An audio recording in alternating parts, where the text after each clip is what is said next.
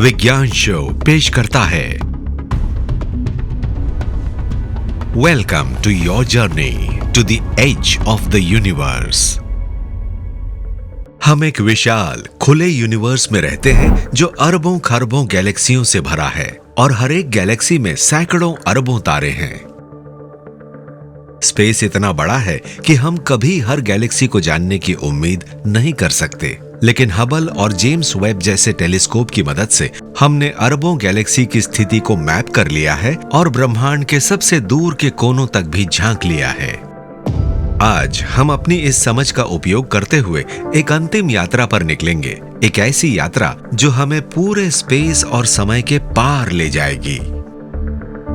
हम अपनी गैलेक्सी से भी दूर, सबसे दूर के क्षितिज तक पहुंचेंगे और रास्ते में सबसे अद्भुत और महत्वपूर्ण स्थलों का जायजा लेंगे। ये है हमारी यात्रा, यूनिवर्स के किनारे तक की एक यात्रा।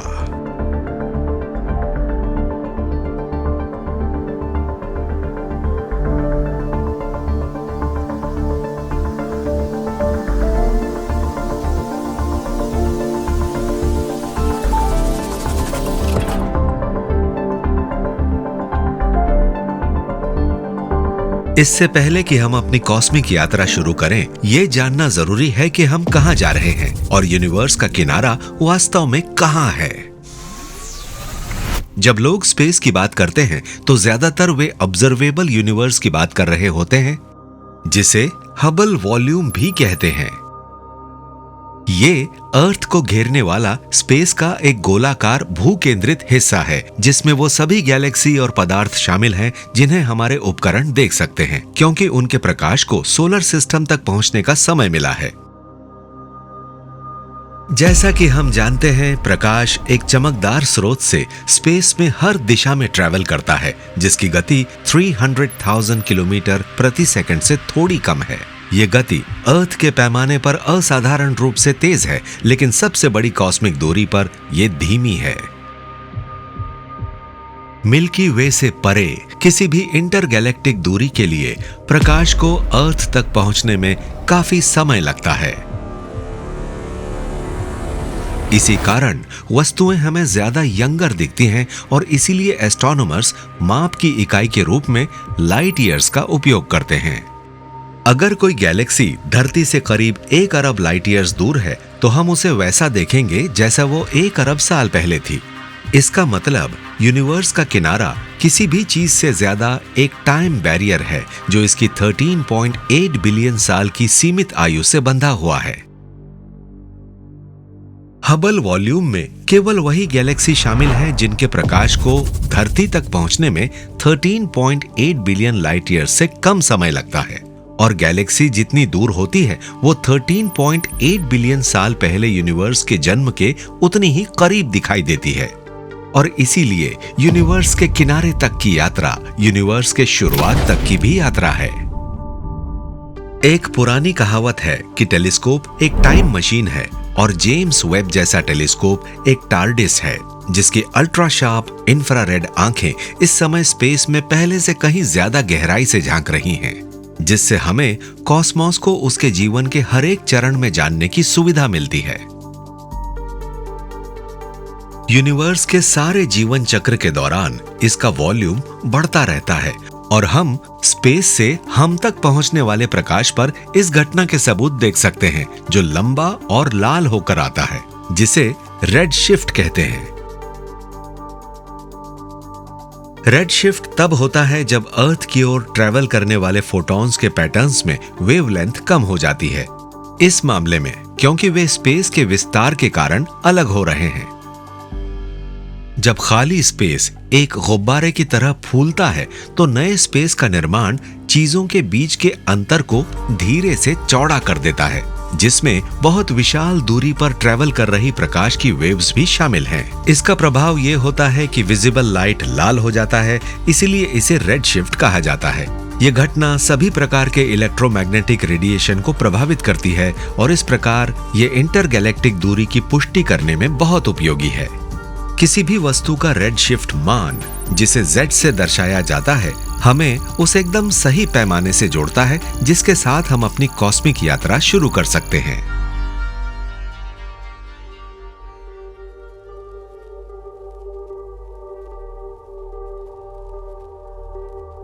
हमारी यात्रा अर्थ से शुरू होती है। सोलर सिस्टम के बाकी हिस्सों के मुकाबले स्पेस का एक छोटा सा इनडिस्टिंग्विशेबल हिस्सा। हमारी बाकी गैलेक्सी की तो बात ही छोड़िए, सूरज यानी सन कम से कम 100 बिलियन तारों में से सिर्फ एक है।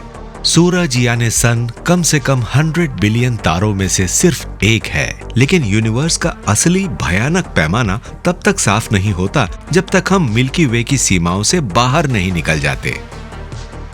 हमारी गैलेक्सी स्पेस के एक छोटे और अनोखे पॉकेट की दूसरी सबसे बड़ी सदस्य है, जिसे लोकल ग्रुप के नाम से जाना जाता है, जिसमें 30 से अधिक गैलेक्सी और सैकड़ों छोटी सैटेलाइट गैलेक्सीज शामिल हैं।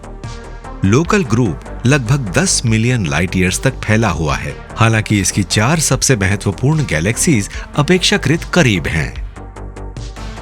दरअसल इस ग्रुप के 3 सबसे बड़े सदस्य टक्कर के रास्ते पर जाते प्रतीत होते हैं, क्योंकि वे ग्रेविटी द्वारा एक साथ खींचे जा रहे हैं, जो यूनिवर्स के हल्के विस्तार को भी पार कर रहा है। इसीलिए जब तक हम लोकल ग्रुप से आगे नहीं जाते, तब तक हमें किसी भी तरह का रेड शिफ्ट दिखाई नहीं देता, और इसकी सीमाओं से बाहर हम व्यापक लोकल वॉल्यूम में भटक जाते हैं। ये लोकल स्पेस का एक और छोटा जियोसेंट्रिक स्लाइस है, जिसमें अर्थ से लगभग 30 मिलियन लाइट ईयर्स के भीतर की सभी गैलेक्सीज शामिल हैं। लगभग 0.002 रेडशिफ्ट के पैमाने तक फैला ये वॉल्यूम हमें और बाकी लोकल ग्रुप को 500 से अधिक आकर्षक नियर बाय गैलेक्सीज के साथ रखता है, जिनमें से प्रत्येक अपने लोकल एकत्रीकरण में व्यवस्थित हैं। ऐसा ही एक नॉट सो लोकल ग्रुप है काउंसिल ऑफ जायंट्स। मिल्की वे के आकार की या उससे बड़ी 12 गैलेक्सीज का एक वलय, जो हमारे लोकल ग्रुप को घेरता हुआ प्रतीत होता है।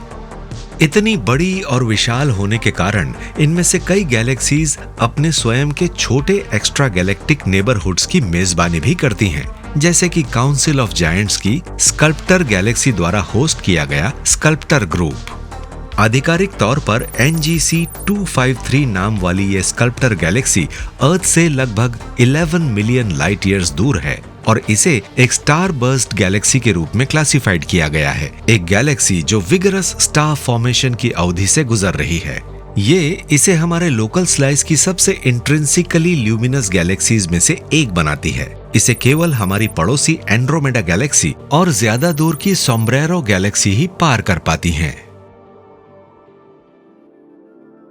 मेसियर 104, जो अपने सोम्ब्रेरो जैसे गैलेक्टिक बल्ज और डस्टिंग रिंग के कारण ज्यादा जानी जाती है, एक अजीब यूनिक गैलेक्सी है जिसका आकार अभी स्पष्ट नहीं है। इसका गैलेक्टिक हेलो स्कल्प्टर गैलेक्सी की तुलना में ज्यादा ब्राइटर स्टार लाइट से चमकता है, भले ही ये उससे सिर्फ आधी है और अर्थ से 3 गुना दूर स्थित है। ये लगभग 100 छोटी गैलेक्सीज की एक श्रृंखला से संबंधित है, जिसे वर्गो 2 क्लाउड के नाम से जाना जाता है, जो ज्यादा पर्याप्त वर्गो क्लस्टर से दूर निकल जाती है। अपने नाम के कॉन्स्टलेशन के भीतर पाई जाने वाली और लोकल वॉल्यूम से कुछ दूरी पर 0.0039 के रेडशिफ्ट पर स्थित वर्गो क्लस्टर गैलेक्सी की एक पैक्ड सिटी सेंटर जैसी संरचना है, जिसमें 1500 से अधिक गैलेक्सीज हैं, जो हमारे तत्काल इंटरगैलेक्टिक विसिनिटी में सबसे महत्वपूर्ण एग्रीगेशन है। इसके केंद्र के करीब हमें कॉस्मोस का एक वास्तव में आइकॉनिक टाइटन मिलता है, मेसियर 87। ये सुपर जायंट एलिप्टिकल गैलेक्सी कई खरब बूढ़े हो रहे इवॉल्व्ड स्टार्स का घर है, और 15,000 से अधिक ग्लोब्यूलर क्लस्टर्स का भी, जो हमारी मिल्की वे गैलेक्सी से कहीं बड़े क्षेत्र में फैले हुए हैं। और इसके कोर पर हमें इसका केंद्रीय सुपर मैसिव ब्लैक होल मिलता है, जिसका मास सन के मास से 6 गुना अरब से अधिक है। ये वही ब्लैक होल था जिसने 2019 में दुनिया को चकाचौंध कर दिया, क्योंकि ये इवेंट होराइजन टेलीस्कोप की दशकों की लंबी खोज के बाद दिखाई देने वाला पहला ब्लैक होल था। ये ब्लैक होल रेडियो एस्ट्रोनॉमर्स के लिए एक उत्साह पैदा करने वाला टारगेट है, क्योंकि ये स्पेस में हजारों लाइट ईयर्स तक प्लाज्मा की एक हाई एनर्जी स्ट्रीम फेंकता है, जो रेडियो स्काई में सबसे प्रमुख एक्स्ट्रा गैलेक्टिक सोर्सेस में से एक है। हमारी ये गैलेक्सी अपने आसपास के वर्गो क्लस्टर और वर्गो क्लाउड्स के साथ, और हम भी, और 100 से ज्यादा बड़ी गैलेक्टिक एग्रीगेशंस जो कि समूह में है, एक और बड़ी अंतर गैलेक्टिक स्ट्रक्चर में समाते हुए दिखाई देते हैं, जो हमें रेडशिफ्ट 0.01 यानी 150 मिलियन लाइट ईयर्स की सीमा तक ले जाती है।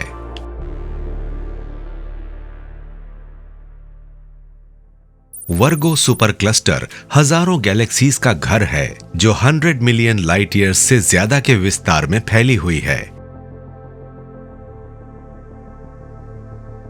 लेकिन कॉस्मिक वेब में एग्रीगेशंस का पैमाना यहीं खत्म नहीं होता। वर्गो सुपर क्लस्टर्स तो एक और भी बड़ी गैलेक्सी नेटवर्क के 4 लोब्स में से सिर्फ एक है, जिसे अंतरिक्ष में उनके प्रवाह और गति से डिफाइन किया गया है। ये उच्च क्रम का गैलेक्सी सुपर क्लस्टर लानियाकिया के नाम से जाना जाता है। ये 100,000 से ज्यादा गैलेक्सीज को समेटे हुए है और अंतरिक्ष में आधे बिलियन लाइट ईयर से ज्यादा तक फैला हुआ है। हालांकि ये गैलेक्सीज गुरुत्वाकर्षण से बंधी हुई नहीं है और इसीलिए ब्रह्मांड के विस्तार पर काबू पाकर जमा नहीं हो सकती हैं।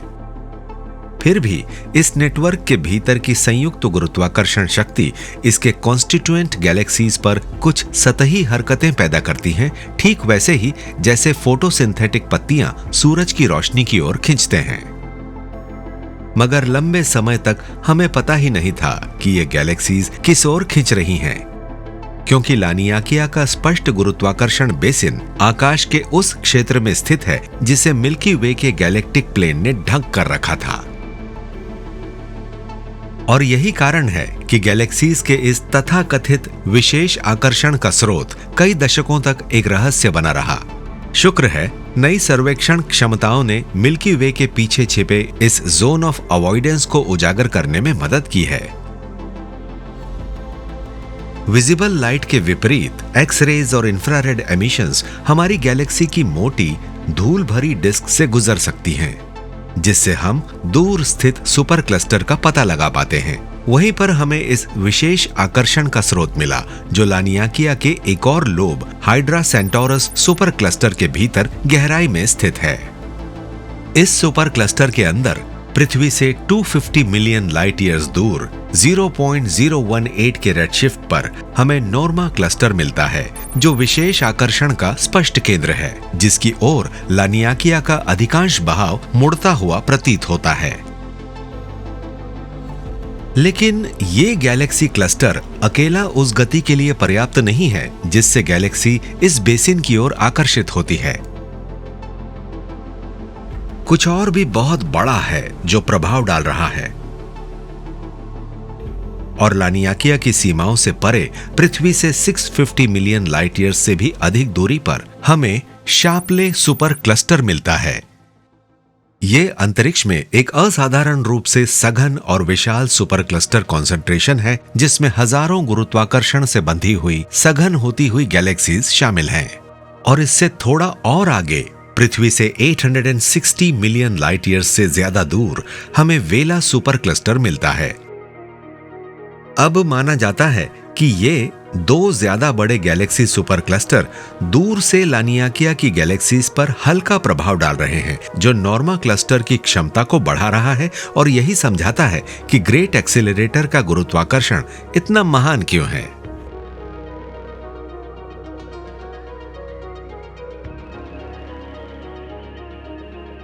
जैसा कि हमने बताया, शाप्ले कॉन्सेंट्रेशन के विपरीत लानियाकिया सुपर क्लस्टर गुरुत्वाकर्षण से बंधा हुआ नहीं है, और न ही वर्गो सुपर क्लस्टर की गैलेक्सीज बंधी हैं। इसलिए यह कहना मुश्किल है कि क्या हम वास्तव में इस प्रकार के उच्च क्रम के जमावों को स्ट्रक्चर्स कह सकते हैं। हालांकि कॉस्मिक वेब में प्रोपोगेशंस एक सुपर क्लस्टर से भी बड़े पैमाने तक पहुंच सकते हैं, जिसे गैलेक्सी फिलामेंट के रूप में जाना जाता है।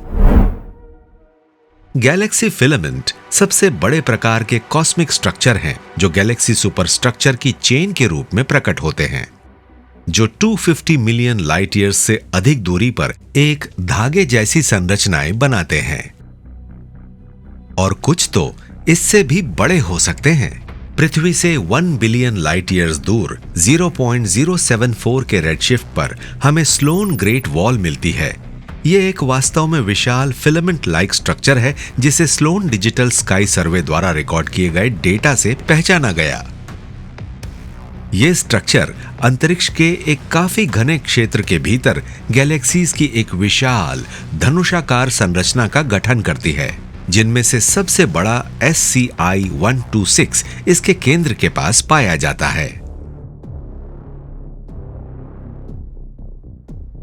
सबसे बड़े विस्तार की संभावना के साथ ये पूरा स्ट्रक्चर 1.3 बिलियन लाइट ईयर से अधिक माप का है। हालांकि उसके बाद के वर्षों में यह तर्क दिया गया कि यह विशाल पैमाना वास्तव में 3 संरेखित गैलेक्सी सुपर क्लस्टर और फिलामेंट का परिणाम हो सकता है, न कि एक लंबी और अटूट चेन का। फिर भी स्लोन ग्रेट वॉल को 2003 में इसकी खोज पर तुरंत सबसे बड़े ज्ञात कॉस्मिक स्ट्रक्चर का ताज पहनाया गया था, जिसे इसने लगभग 1 दशक तक बरकरार रखा।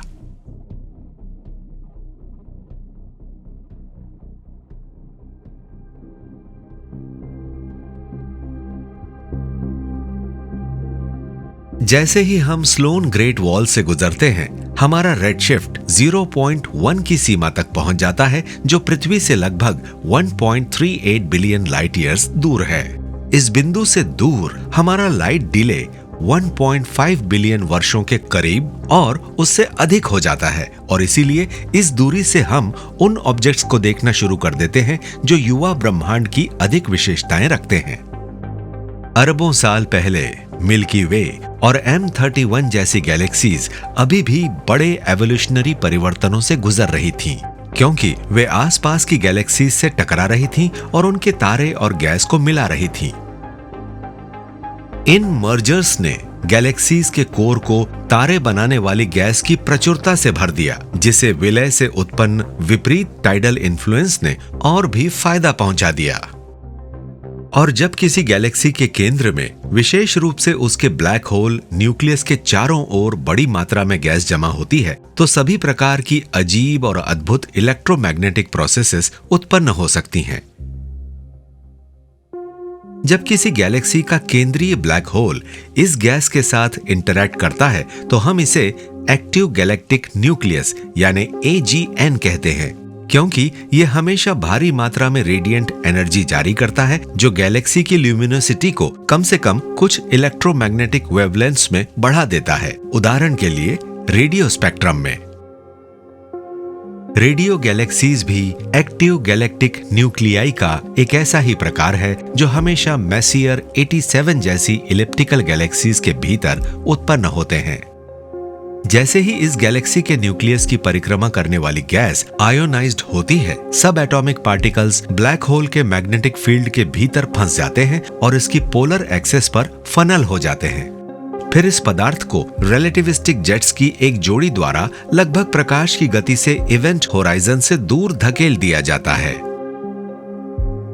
जो इस सामग्री को हजारों लाइट ईयर्स तक अंतरिक्ष में उच्च एनर्जीज के साथ ले जाते हैं।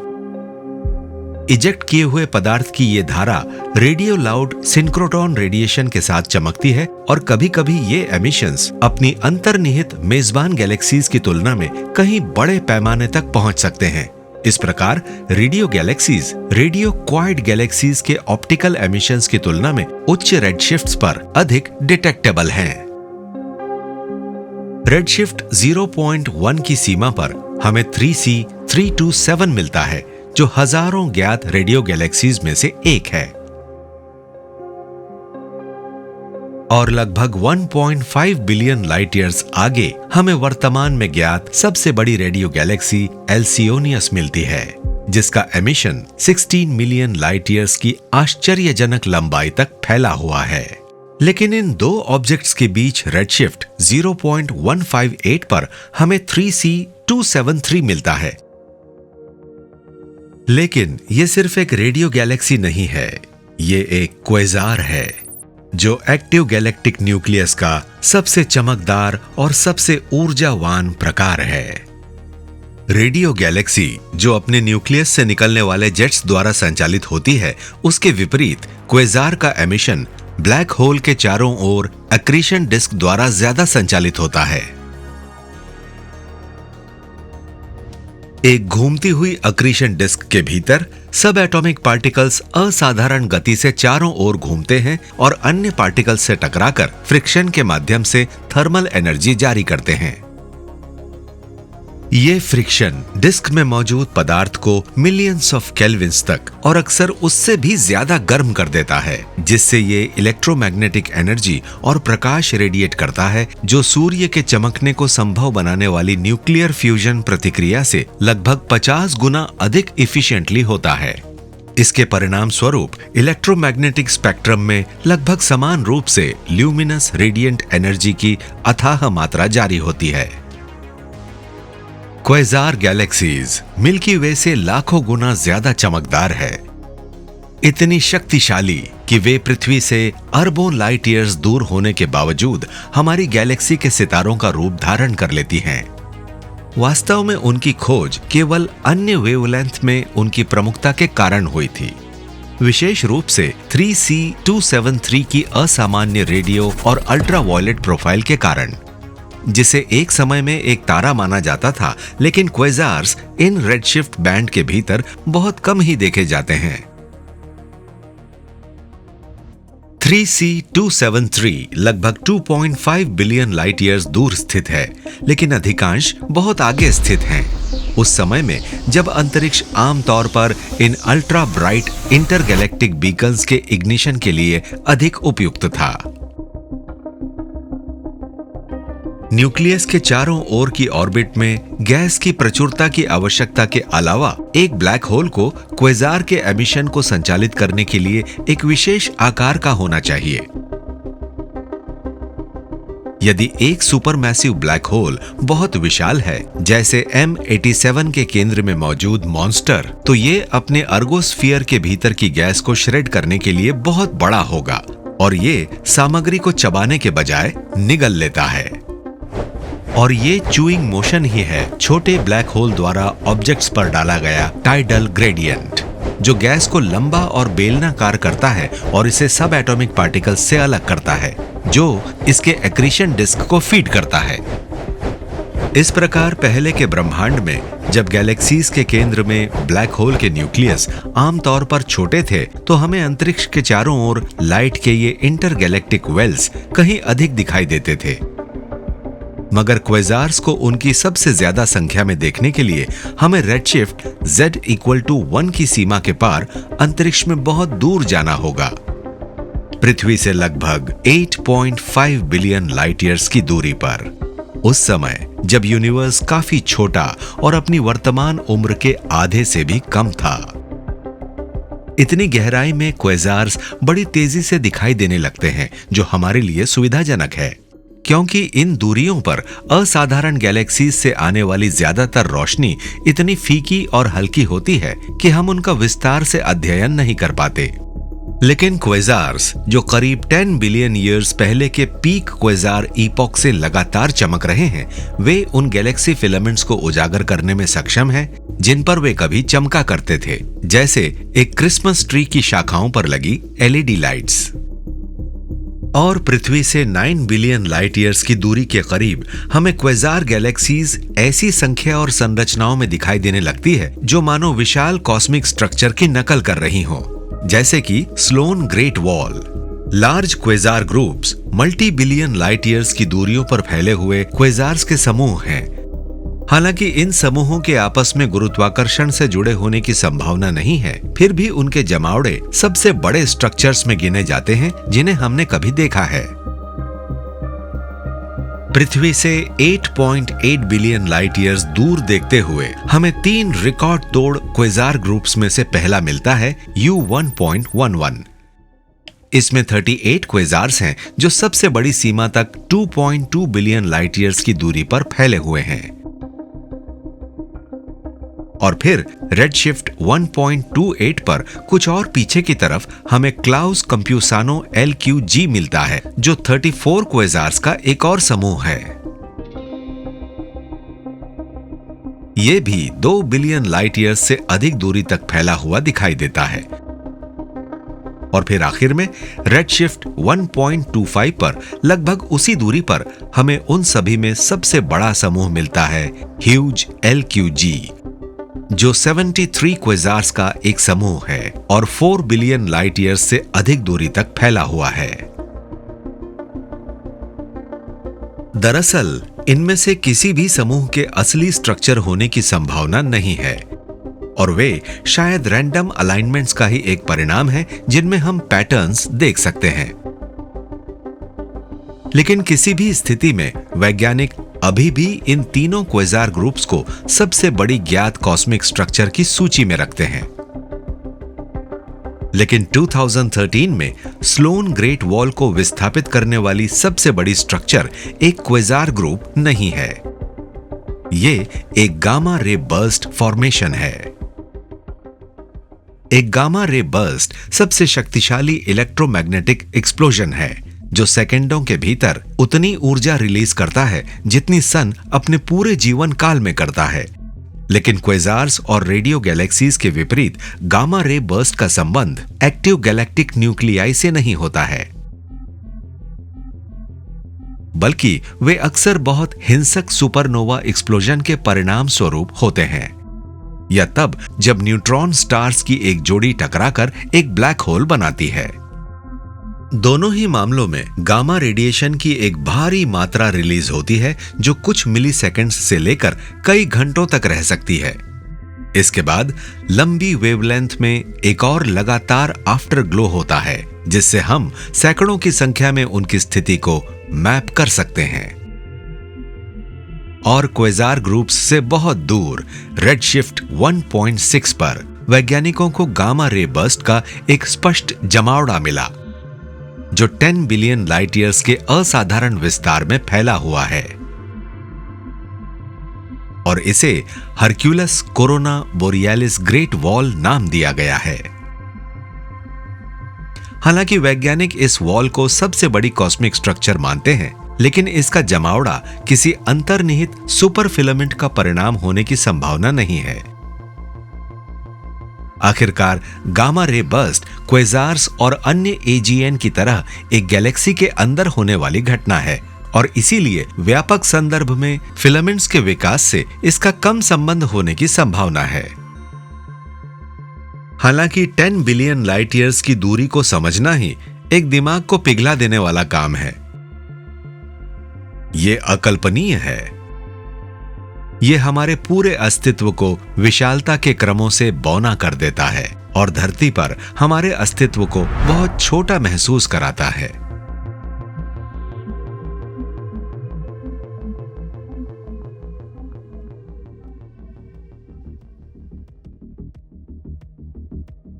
Hercules corona borealis great wall हमें रेडशिफ्ट 2 तक ले जाती है, पृथ्वी से 11.18 बिलियन लाइट ईयर्स की दूरी पर।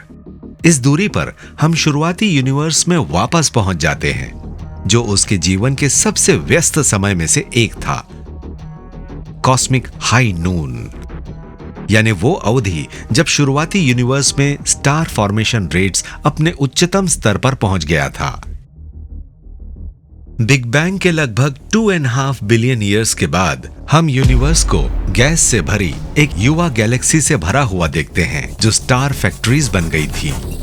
वे प्रति वर्ष 3 से 4 हजार सन के बराबर नए स्टार्स बनाती थीं, जबकि इससे कहीं बड़ी मिल्की वे गैलेक्सी केवल 10 सन के बराबर ही स्टार्स बनाती हैं। ये शुरुआती गैलेक्सीज सर्वव्यापी आयोनाइजिंग इलेक्ट्रोमैग्नेटिक रेडिएशंस के अड्डे रही होंगी और चमकीली क्वेज़ार गैलेक्सीज इस रेडशिफ्ट बैंड में प्रमुखता से दिखाई देती रहती हैं। लेकिन इन पागल कर देने वाली गहराइयों पर हमें कभी-कभी चमकीले एक्टिव गैलेक्टिक न्यूक्लियाई से होने वाला उत्सर्जन गैस की आगे की दीवारों से ढका हुआ दिखाई देता है। क्या कोई हॉट डॉग पसंद करेगा? इस मामले में एक हॉट डॉग एक हॉट डस्ट ऑब्सक्योर्ड गैलेक्सी है, जो शुरुआती यूनिवर्स की एक चमकीली क्वेजार गैलेक्सी है और जो आसपास की गैस की एक मोटी परत के भीतर से चमक रही है। 2010 में नासा के वाइस टेलीस्कोप ने रेडशिफ्ट 2 और 4 के बीच 1000 से अधिक ऐसे हॉट डॉग्स की पहचान की जो पृथ्वी से लगभग 13 बिलियन लाइट ईयर्स की दूरी पर हैं। लेकिन रेडशिफ्ट 3 पर वस्तुओं से आने वाली रोशनी पर काम करना और भी मुश्किल हो जाता है, क्योंकि इस दूरी के आसपास रेडशिफ्ट के कुछ मॉडलों का मानना है कि गैलेक्सीज की रिसेशनल वेलोसिटी स्पीड ऑफ लाइट से ज्यादा होने लगती है। जैसा कि हमने जिक्र किया, स्पेस के सभी हिस्सों का इन्फ्लेशन गैलेक्सीज के बीच की दूरी को चौड़ा करके उन्हें एक दूसरे से दूर धकेलता है और इसीलिए अंततः 2 पॉइंट्स के बीच एक ऐसी दूरी आ जाती है जहां स्पेस लाइट स्पीड से तेज गति से एक्सपैंड हो रहा होगा। लेकिन ये फिजिक्स के किसी नियम को नहीं तोड़ता, क्योंकि असल में कुछ भी लाइट स्पीड से आगे नहीं बढ़ रहा है। लेकिन अर्थ से 12 बिलियन लाइट ईयर्स से ज्यादा दूर वस्तुएं इतनी तेजी से दूर धकेली जा रही हैं कि उनका उत्सर्जन असंभव रूप से हल्का और रेडशिफ्ट हो जाता है। वे समय में फ्रीज होती हुई दिखाई देती हैं, क्योंकि उनके लाइट कोन्स फोटॉन्स से वंचित हो जाते हैं और यूनिवर्स के एक्सपेंशन से उनका दम घुट जाता है। असल में इस दूरी के आगे के रेडशिफ्ट बैंड्स को कभी काफी हद तक अगम्य माना जाता था, लेकिन ह्यूमैनिटी की इलेक्ट्रोमैग्नेटिक ऑब्जर्वेशंस की अगली पीढ़ी, खासकर इंफ्रारेड के क्षेत्र में, इस बीते हुए युग की गायब हो रही रोशनी को अंधेरे से बाहर लाने में मदद कर रही है। वास्तव में प्राइमॉर्डियल गैलेक्सीज जेम्स वेब टेलीस्कोप के मुख्य लक्ष्यों में से एक है। इन गैलेक्सीज को एस्ट्रोनॉमर्स के लिए इतना आकर्षक बनाने के पीछे कई कारण हैं, जिनमें से एक है इनमें मौजूद पॉपुलेशन 3 स्टार्स की अनुमानित सघनता। ये ब्रह्मांड की पहली पीढ़ी के स्टार्स हैं जो बिग बैंग के बाद बची हुई गैस से सीधे उभरे थे। जब ये पहले स्टार्स कॉस्मिक डाउन में चमकने लगे तो इसने ब्रह्मांड के जीवन में एक ऐसे दौर को जन्म दिया जिस पर हमें अभी तक स्पष्ट जानकारी नहीं मिल पाई है। ईपॉक ऑफ रीआयोनाइजेशनल, ये शुरुआती ब्रह्मांड की गैस के लिए 2 प्रमुख चरण परिवर्तनों में से एक है। बिग बैंग समाप्त होने के बाद इसके प्लाज्मा से पहले न्यूट्रल हाइड्रोजन और फिर हीलियम गैस बने। लेकिन जैसे ही इस गैस से पॉपुलेशन 3 स्टार्स बने, उनके एमिशंस ने इस प्रक्रिया को उलटना शुरू कर दिया। शक्तिशाली स्टेलर एमिशंस के द्वारा गैस के इलेक्ट्रॉनों को छीनकर इसे फिर से आयोनाइज कर दिया गया। यह लगभग 150 मिलियन वर्षों तक चला और रेडशिफ्ट 6 पर समाप्त हुआ।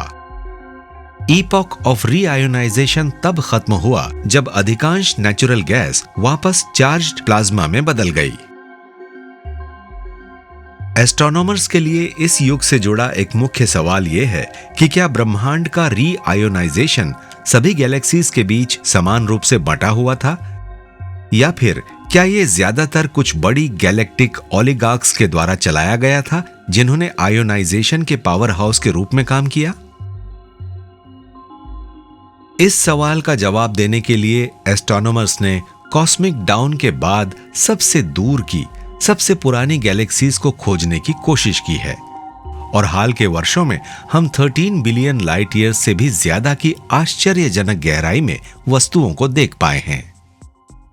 अर्सा मेजर के कॉन्स्टेलेशन के भीतर रेडशिफ्ट 11.1 की गहराई पर हमें GN-Z11 मिली है। यह सबसे पुरानी और सबसे दूर की गैलेक्सीज में से एक है जिसे हम जानते हैं। गैस और प्राचीन स्टार्स का एक छोटा गरम सा पॉकेट। यह हल्की सी स्मज बिग बैंग के सिर्फ 420 मिलियन साल बाद बनी मानी जाती है। एक उल्लेखनीय रूप से तेज निर्माण, जब खासकर आप सोचते हैं कि आधे से ज्यादा समय तक तो स्टार्स मौजूद ही नहीं थे। GN-Z11 ने सबसे दूर पाई गई गैलेक्सी का खिताब 2022 तक ही रखा, जब यूनिवर्सिटी ऑफ टोक्यो के एस्ट्रोनॉमर्स एक और भी ज्यादा दूर और कहा जाए तो सबसे पहले बनी गैलेक्सी को देखने में सफल रहे। इस गैलेक्सी को नाम दिया गया है HD1 और इसका अनुमानित रेडशिफ्ट 13.27 है। यानी ये ब्रह्मांड के जन्म के महज 330 मिलियन साल बाद और पहले स्टार्स के बनने के 100 मिलियन साल के भीतर ही बन गई थी। और अब ये अविश्वसनीय दूरी जेम्स वेब टेलीस्कोप से पुष्टि की प्रतीक्षा कर रही है, जिसने संयोग से हाल ही में अपनी खुद की एक अत्यधिक दूर की प्राइमोर्डियल गैलेक्सी खोजी है, जिसका नाम है ग्लास Z13। हालांकि ये HD1 जितनी दूर नहीं है, फिर भी ये जेनेसिस गैलेक्सी रेडशिफ्ट 13 बैंड में आती है, जो पृथ्वी से 13.5 बिलियन लाइट ईयर्स दूर है। इतनी विशाल ब्रह्मांडीय दूरी को समझना कठिन है, लेकिन जब हम इसमें स्पेस के एक्सपेंशन को जोड़ते हैं तो ये और भी ज्यादा अद्भुत हो जाता है। इन तीनों गैलेक्सीज की दूरी 13.5 बिलियन लाइट ईयर्स थी जब उनका पहला लाइट उत्सर्जित हुआ था। इन गैलेक्सीज के वर्तमान रूप अब कहीं ज्यादा दूर होंगे, क्योंकि वे ब्रह्मांडीय ज्वार द्वारा लाइट की गति से भी तेज गति से दूर धकेल दिए गए हैं। आज इन गैलेक्सीज की प्रॉपर डिस्टेंस पृथ्वी से 33 बिलियन लाइट ईयर्स से भी ज्यादा मानी जाती है। वे इतनी अथाह रूप से दूर हैं कि उनके लाइट एमिशंस को अब सोलर सिस्टम तक पहुंचने के लिए शायद कभी भी पर्याप्त समय नहीं मिलेगा। जैसे ही ऑब्जेक्ट्स इस ग्रिड के बाहर जाने लगते हैं, हम यूनिवर्स के एज पर पहुंचने लगते हैं।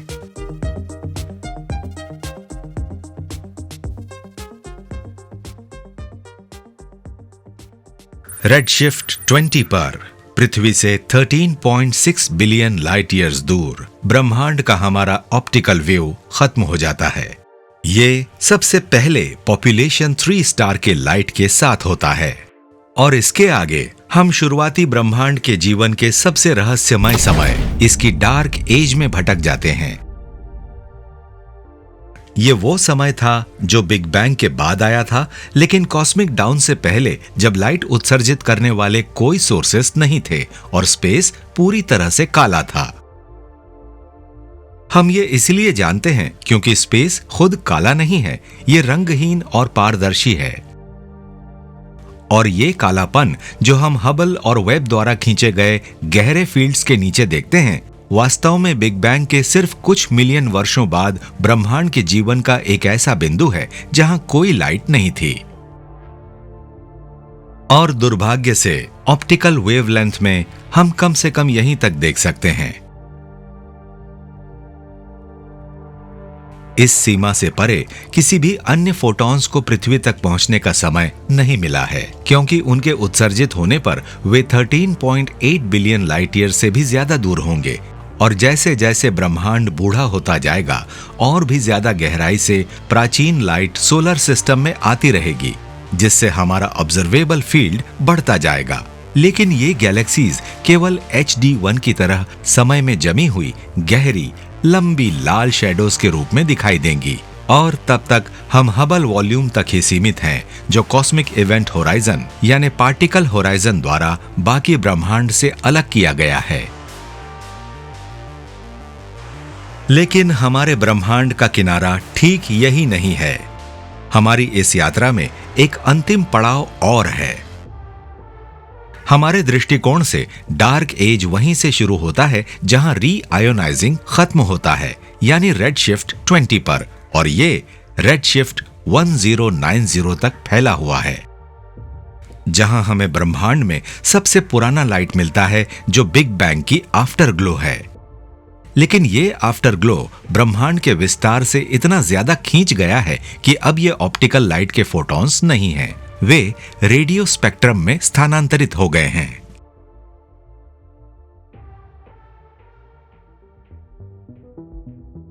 आसमान में आप जहां भी एंटीना घुमाएं, हमेशा एक लगातार माइक्रोवेव बैंड स्टैटिक सुनाई देती है, जो हर जगह एक जैसी लगती है।